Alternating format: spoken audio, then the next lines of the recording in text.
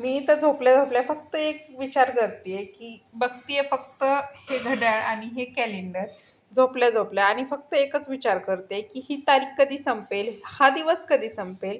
आणि कधी काही असं होतं की जर समोरचा कोणी माझ्याकडे त्यावेळेला जर ब्लाऊज घ्यायला येणार असला तर असं वाटायचं हा तास पण लवकर जाऊ नये, हा दिवस पण लवकर जाऊ नये, ही तारीख येऊच नये लवकर.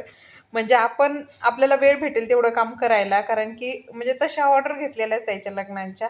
तर हे सगळं टार्गेट होतं. रात्र पण असं वाटायचं खूप मोठी व्हावी, छोटी होऊ नये. पण आता असं होतंय की रात्र पण खूप छोटी व्हावी, दिवस पण खूप छोटा व्हावा आणि पटकन निघून जावा, पटकन तारीख यावी. मला 22 तारखेला चेकअपला जायचं आणि मी फक्त इथं झोपल्या झोपल्या ती घड्याळ त्या कॅलेंडरमध्ये फक्त येणारी 22 तारीख बघतीये. कधी मी एकदा चेकअपला जाईन आणि कधी डॉक्टर सांगेल की तुम्ही आता फिरू शकता. एवढीच वाट पाहतीये.